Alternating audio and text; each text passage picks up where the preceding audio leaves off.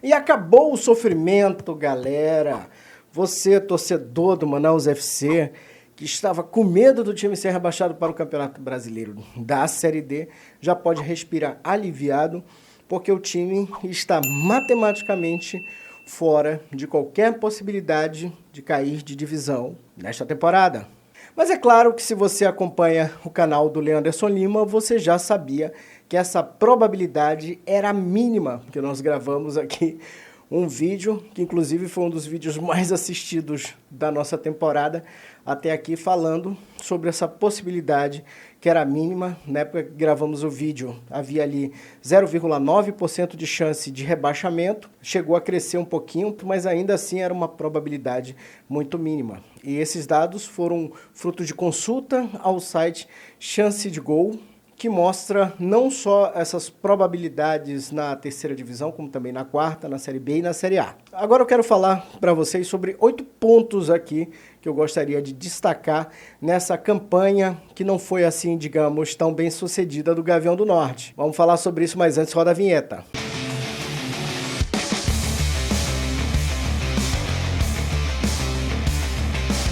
Sejam bem-vindos ao canal do Leanderson Lima, pessoal, e eu quero fazer aqui um convite especial para você. Não deixa mesmo de se inscrever aqui no nosso canal. Tem muita gente que assiste, mas ainda não fez a sua inscrição, então faz agora.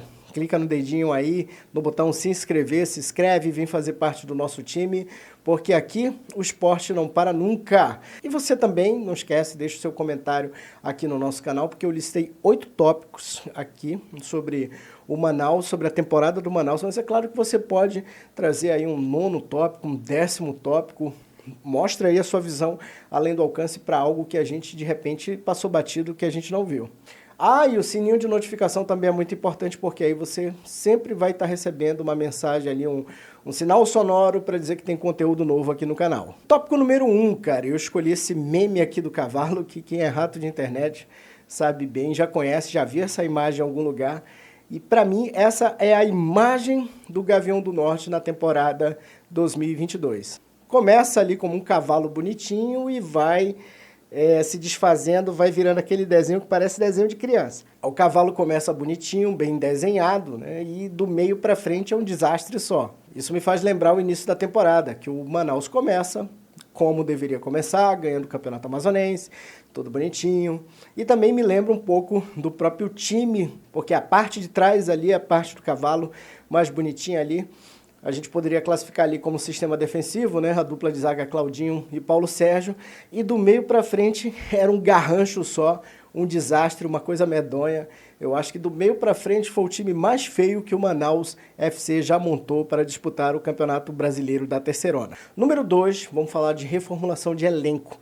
Que eu gravei um vídeo sobre as minhas primeiras impressões do elenco 2022 e uma coisa que eu pontuei naquele vídeo foi o seguinte. Bom, o time quase subiu na temporada passada, na temporada de 2021. Quando você decide fazer uma reformulação muito profunda, você tem um risco de, não conseguir um time no mesmo nível, 2, conseguir um time melhor do que o time anterior. Então, evidentemente, se o Manaus versão 2022 tivesse subido de divisão, todo mundo nesse momento estaria batendo palma para os dirigentes, dizendo: gênios, vocês são fantásticos, vocês conseguiram fazer uma reformulação e conseguiram para melhor. E é claro que se você não consegue fazer a reformulação para melhor, e aí eu falei isso no vídeo, a galera ia cair de pau. E do time titular de 2021 só sobrou o Gilson. Então foi uma mudança muito profunda. E uma mudança que ela, primeiro, passou por alguns jogadores que, evidentemente, por conta da campanha, acabaram sendo valorizados e receberam propostas mais vantajosas e acabaram deixando o clube. Mas outros jogadores, simplesmente, o clube optou por não renovar. E aí a gente cita, por exemplo, o Gabriel Davis, que foi um meia que faltou ali nesse time do Manaus FC em 2022. Então fica de lição aí que talvez não seja muito adequado fazer mudanças tão profundas. Número 3, e agora vamos falar de legado, né? Qual é o legado que vai ficar para a próxima temporada? Falamos de reformulação no ano passado, de um time que quase subiu e foi bastante modificado. E acho que a péssima notícia é que talvez o que seria o melhor legado dessa equipe, que teria sido se o clube tivesse conseguido aí manter o Claudinho e o Paulo Sérgio, a dupla de zaga. Eles já não ficam para a próxima temporada. O Claudinho pediu para sair e o Paulo Sérgio voltou para o Sampaio Corrêa.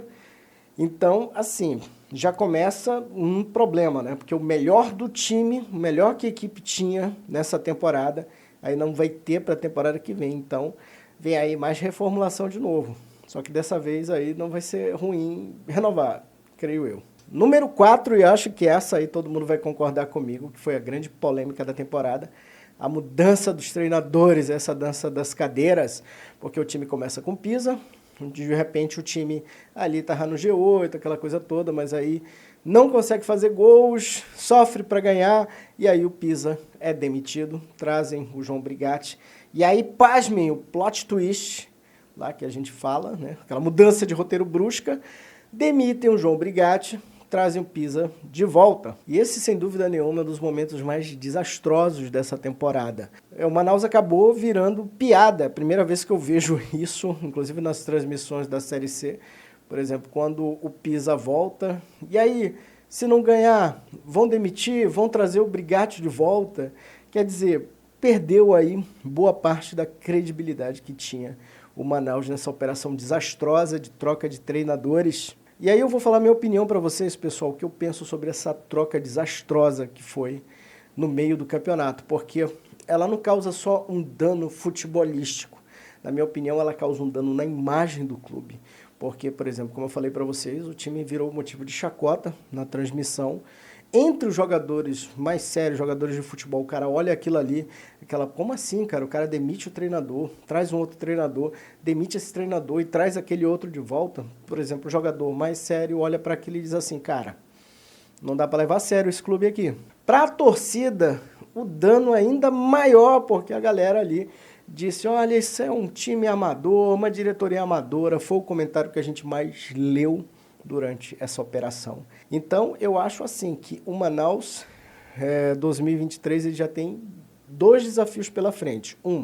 Montar uma equipe que seja de fato ali competitiva, que tenha chances ali de pelo menos não dar trabalho para se manter na divisão e quem sabe brigar por uma outra coisa, mas também o Manaus vai precisar de um trabalho gigante para reconstruir a sua imagem, que foi bastante arranhada nessa temporada aí por conta de decisões aí bem loucas. Número 5, e eu vou falar aqui ainda nessa pegada dessa questão de treinador, mas para puxar o gancho é o seguinte, eu sinto falta do Manaus de antigamente, e quando eu falo Manaus de antigamente, eu não estou falando daquela página bacana da internet, eu estou falando de um clube que tinha um modelo que o Manaus FC tinha, que era de deixar o treinador ter mais tranquilidade para trabalhar. Então o Manaus era um clube que escolhia seu treinador, e dava a ele assim, essa blindagem, essa condição de ir fazendo, ir trabalhando, e foi assim que o clube chegou aonde chegou.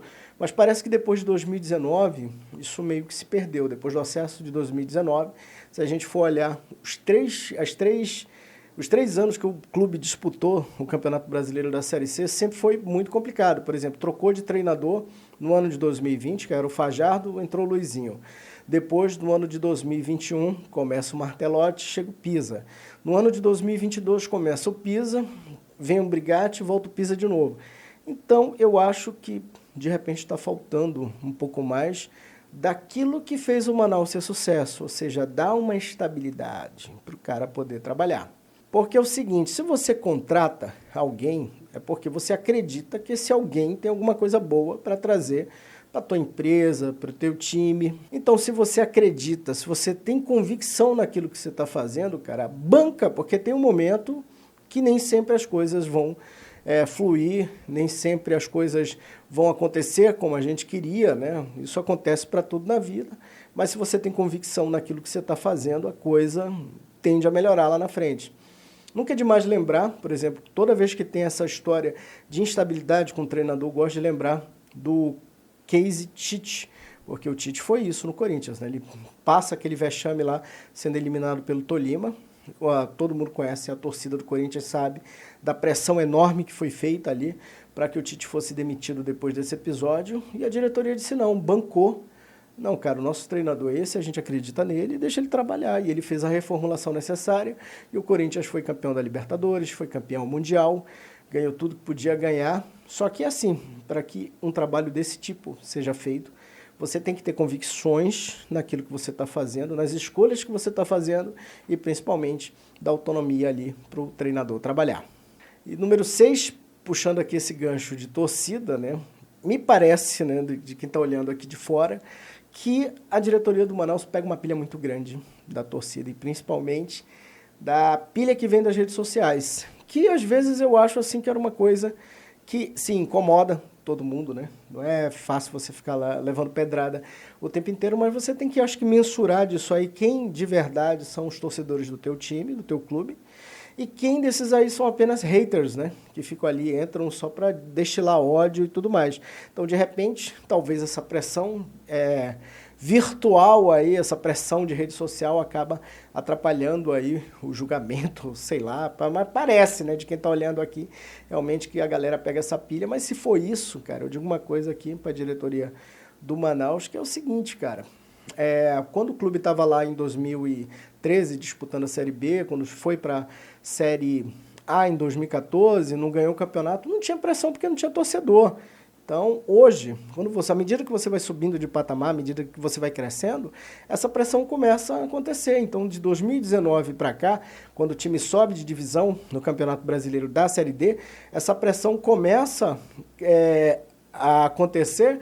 Por quê? Porque hoje o Manaus é o maior representante aí do futebol amazonense, tem uma torcida grande.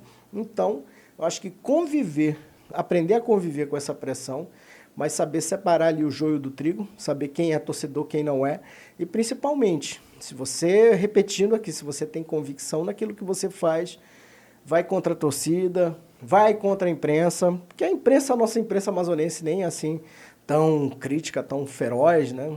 A maioria da galera ali, às vezes fica até meio com o dedo ali, não sei se eu vou falar, tal. São poucas as pessoas que realmente às vezes metem o dedo na ferida. Então, assim, eu acho que é mais uma reafirmação de que se você tem convicção naquilo que está fazendo, meu irmão, faz.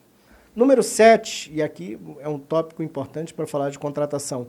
Afinal, quem é que bate o martelo ali para contratar no clube? Essa pessoa, ou essas pessoas, se tiver mais de um, eu acho que merece ali um questionamento muito sério, porque uma das famas boas que o Manaus tinha era de errar pouco nas contratações. Esse ano o time errou demais, errou muito, errou feio, errou grosso. Se aquele que indicou ali, o Claudinho e o Paulo Sérgio, merecem até um aumento de repente, quem sabe, né? Porque esses dois com certeza salvaram o Manaus aí de um rebaixamento certo. No que diz respeito ao meio do campo para frente, esse aí tem que ser demitido, porque se a gente for olhar o Manaus FC, é aquela questão, você tem ali uma defesa, que era uma defesa de um time apto a subir de divisão, e um ataque desastroso, um ataque que fatalmente do meio para frente ali seria um time rebaixado para a Série D. Bom, agora o último tópico desse vídeo, aqui é para falar sobre jogadores amazonenses no Manaus FC. Sim, é uma cobrança que a galera faz. Eu acho que é um trabalho que essa diretoria poderia fazer. Eu acho que nem precisa ser mais atletas, mas ter uma representatividade, ter um jogador ali que você possa causar mais empatia, né, de proximidade, né, de dizer assim, não, o Manaus tem ali jogadores, um jogador amazonense, e esse jogador amazonense ali ter o carinho da torcida e tudo mais. Eu acho que é porque em 2019 o time tinha o Hamilton, tinha o Jonathan, que acabaram se tornando ídolos do clube. Então, eu acho que é um trabalho interessante, de repente, né, dar uma garimpada, tentar achar algum talento no interior, até mesmo nos campeonatos de pelada, o Hamilton mesmo veio do Peladão. Então, é um trabalho que eu acho que o clube, a presidência poderia ter em mente, ter em vista, né, de conseguir realmente trazer pelo menos um ou dois jogadores assim de referência, né, para poder fazer parte desse elenco. Afinal de contas, né, se você quer chamar esse time de índios e não tem nenhum amazonense, aí fica difícil. É isso, pessoal, esse é o meu resumo aqui da temporada 2022 do Gavião do Norte, mas se você tem algum tópico para falar, não esquece, coloca aqui nos comentários e vamos, que como vocês sabem, aqui o futebol não para.